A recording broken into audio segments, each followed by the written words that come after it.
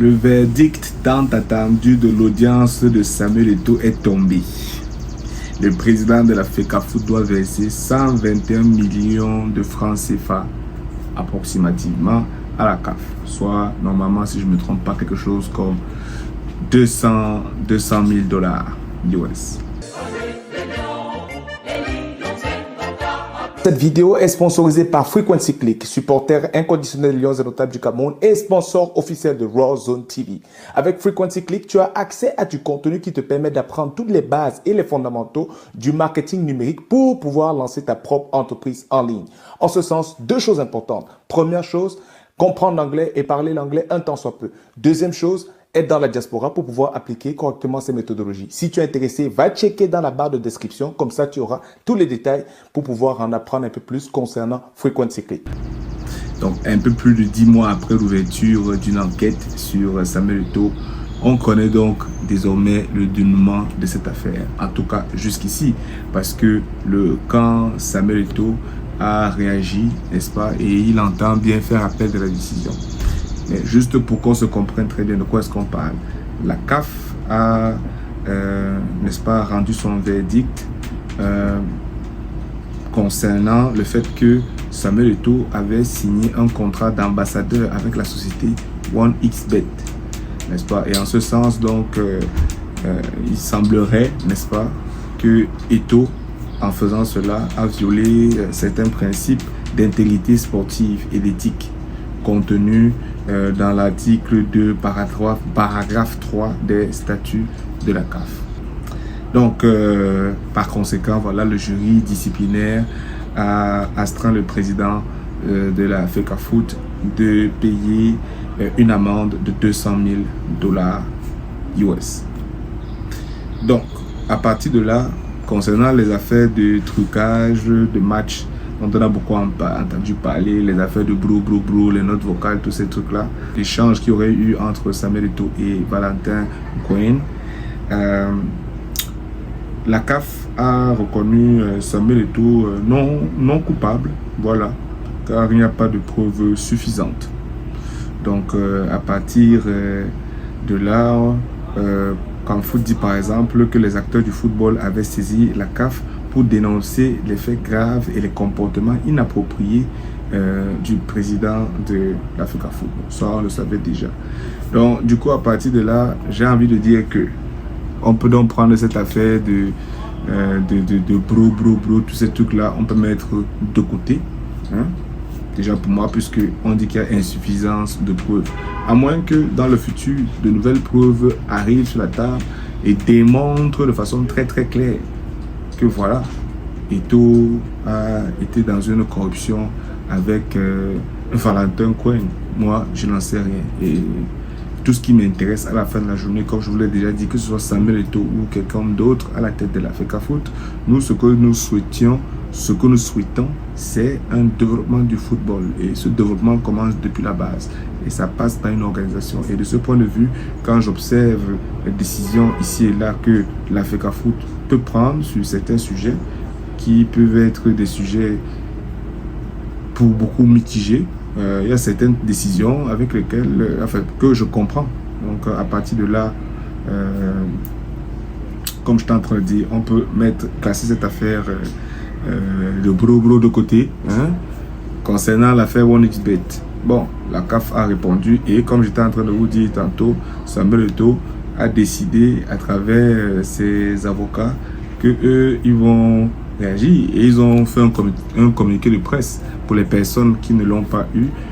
Voici grosso modo ce que le communiqué de presse nous dit. Hein? Communiqué de presse des avocats de M. Samuel Eto'o fils, Maître Florian Bayen Egba, Maître Antoine Veil, Maître Boni et Lamé. Nous avons été notifiés ce jour de la décision DC 23-13-7 rendue par le jury disciplinaire de la Confédération africaine de football à l'encontre de notre client, M. Samuel Eto'o fils. Nous prenons acte de cette décision par laquelle le jury disciplinaire s'est déclaré compétent en rejetant tous les moyens d'incompétence soulevés par M. Eto'o. Il a estimé qu'en l'état, la preuve de manipulation des matchs n'a pas été rapportée, mais a considéré que celle de la signature d'un contrat d'ambassadeur de marque avec OneXBet l'était et constituait une violation du code d'éthique, entraînant ainsi la condamnation de M. Samuel Eto'o-Fils à une amende de 200 000 $ US. Cette décision est surprenante à plusieurs égards.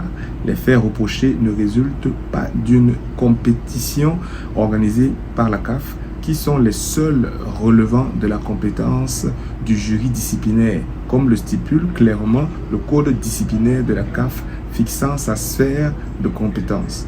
Par ailleurs, le jury disciplinaire a cru pouvoir statuer sur des questions d'éthique alors que la CAF ne dispose ni d'un code d'éthique ni d'une commission d'éthique. Je m'arrête jusqu'ici parce que tout à l'heure, comme j'étais en train de vous dire, la CAF dit ça, c'est-à-dire que, ok, que il y a violation des principes d'intégrité selon l'article 2, paragraphe 3 de ses propres statuts. Ok, d'accord. On peut donc maintenant poser la question ensuite. Quand les avocats de Samuel Eto'o nous disent donc ici que le jury disciplinaire a cru pouvoir statuer sur des questions d'éthique alors que la CAF ne dispose ni d'un code d'éthique ni d'une commission d'éthique, je me demande donc on doit suivre qui? Parce que si c'est la CAF, comme je dis, qui a dit, ça veut dire que la CAF a bien des égards. Si elle dit ça, normalement, elle doit avoir une commission d'éthique, je ne sais pas trop quoi. Les avocats de Samuel Eto'o disent. Donc, en outre, je reviens sur le document. En outre, il a cru pouvoir se prononcer alors que les faits reprochés sont pendants devant d'autres juridictions valablement saisies en totale violation du code d'éthique de la FIFA. Nous notons enfin que la décision ne respecte pas les prescriptions de l'article 51 du code disciplinaire de la CAF, notamment en ce qu'elle n'est nullement motivée, montrant, si besoin l'était, l'embarras du jury disciplinaire. Nous annonçons par conséquent l'intention de M.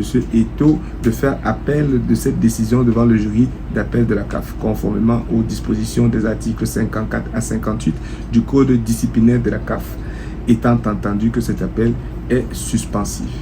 Fait le 5 juillet 2024. Maître Florian Bayen.